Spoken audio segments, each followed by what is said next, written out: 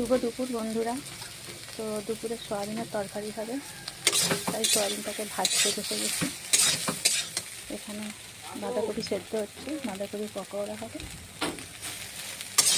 আগে সয়াবিনটা ভেজে তুলে নেব, এরপরে আলুও ভাজবো।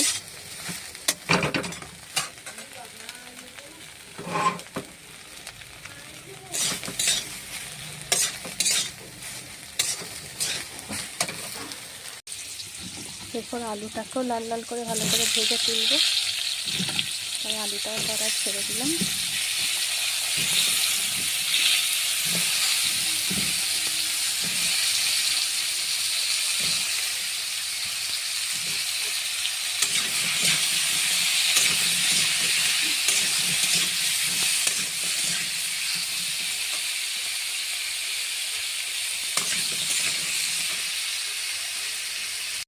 আমার আলু সয়াবিন লাল লাল করে ভাজা হয়ে গেছে।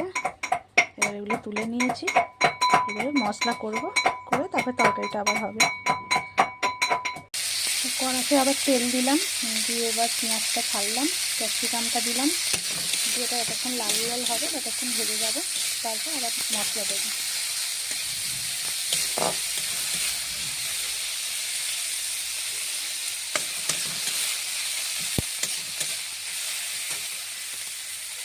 সমস্ত মশলা আমার দেওয়া হয়ে গেছে। এবার আলু সয়াবিনটাকে মশলার উপর দিয়ে দিয়েছি, এবার শুধু কষবো।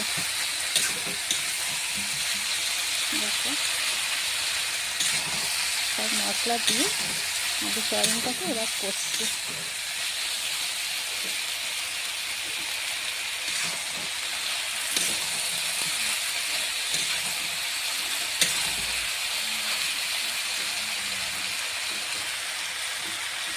আমার সয়াবিনের তরকারি কমপ্লিট হয়ে গেছে।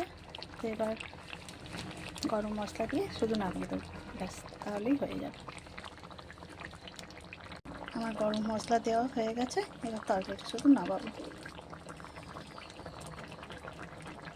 টাটা। আমার ভিডিও যদি ভালো লেগে থাকে একটা লাইক করে দিও বন্ধুরা, একটা সাবস্ক্রাইব করে দিও। টাটা।